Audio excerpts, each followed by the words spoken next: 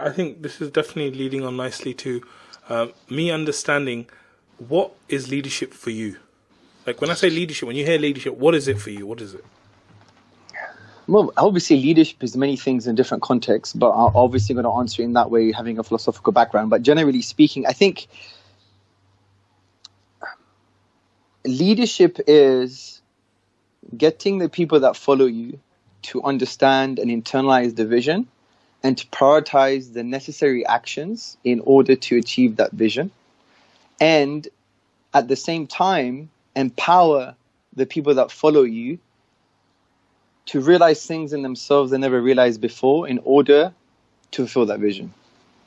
And I think that is generic enough to apply in any context. And that means you could lead from the front, you could lead from the back. It means so many different things. Because what I realized in my experience as CEO in iEra, which by the way I didn't choose to become the CEO, it was forced upon me. Good. And which is really well, you know, the Prophet ﷺ said, whoever seeks his affair is not from us, right? From the point of view that you don't seek leadership. It's not, obviously there are contexts. Sometimes you may have the skills, you know, to lead when your leadership is necessary, and therefore there's a moral duty for you to lead. But in this case, I actually didn't even believe I had the skills, to be honest, in the grand scheme of things. But you know what? Experiences make you. Sometimes experiences bring the best out of you, you know? So, you know, when I was almost forced to become CEO in iEra, I realized that a lot of things that you need to do is see things in people that you can't see themselves. And that gets you, it's moving when you see people, you know, have awakenings. They're like, wow, I didn't see that. I can't achieve that. And that takes, I think that takes emotional and spiritual empathy. I think you have to have some kind of emotional intelligence to get that out of people. For example, our fundraising manager, I remember, you know, iEra's fundraising situation wasn't the best. We're doing relatively okay, but we had some old school methods. And at that time, about 3 years ago now, you know, we had a fundraising kind of assistant who was supporting the fundraising and marketing team. He was like, oh, bro, Hamza. And I wasn't CEO then. He was like, you know, this is the new trend, social media marketing. This is, you know, let's follow the data kind of thing. And he gave me some advice. He said, if you get me this training, I think we're going to do something good. I said, look, I'll try my best. I spoke to the CEO of the time, and there wasn't much buying. So when I became CEO, I actually trusted him. I trusted our fundraising. Now he's our fundraising manager. I trusted him, and I said, look, let's do this. So I had to convince the board for money to send him to Canada for training, to, you know, get him to understand social media fundraising and social media marketing, understand the algorithm.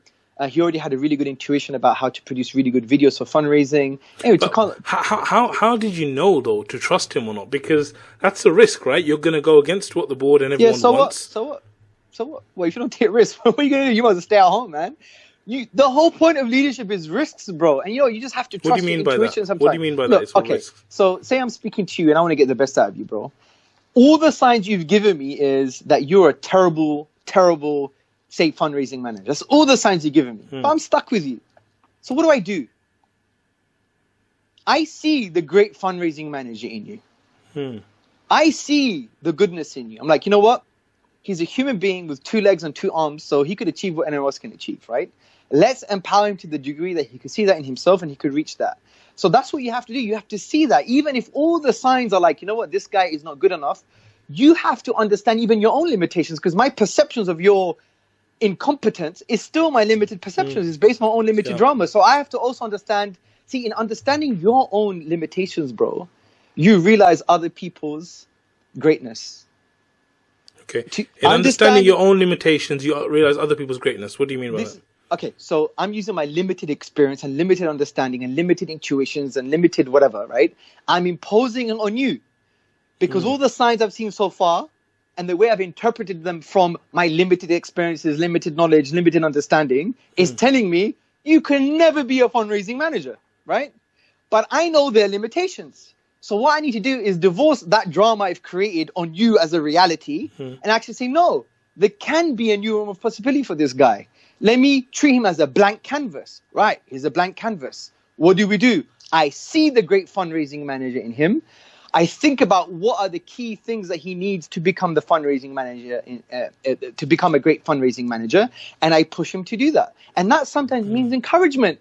When you think, you know what, encouragement is never going to work. Well, how do you know? Try it, right? So you encourage, you give people training, you inspire, you give people a vision. You almost say to them, I trust you so much, bro. I know you can get this done. And you create such an environment of psychology behind him that he starts to believe it in himself, even though that he thinks he doesn't know he can do it. And then when it happens, it'll be the most empowering moment of his life. He'll be like, wow. So what let me give you an example, bro. Yeah? I did the Dawah course ages ago in Bolton or Blackburn. And, you know, the Dawah training course was a lot about empowering people. And alhamdulillah, you know, a lot of credit goes to you for developing that model because you're all about empowering others. May Allah bless you, right? So when there was a sister in the corner of the room, and I used to choose the people that looked vulnerable and looked like they couldn't speak. What's the point of getting people to speak when they couldn't really speak? There's no point. So I said, right, you stand up and you go through the whole method. And I'm telling you, bro, she was like shaking. She was stuttering. She couldn't do it. She's trying to read the book. I said, put the book down, the booklet. Put the book down. She failed, bro. And I'm thinking, oh my God, if I leave her here now, I'm finished. I mean, she's finished. It might scar her for the rest of her life. So we tried it again.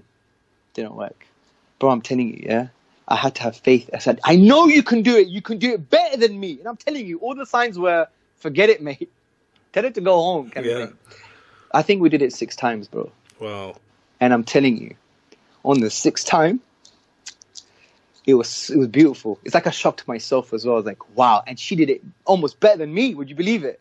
And I was like, I told you. And it was so inspirational for everybody else. Because now they saw themselves in her.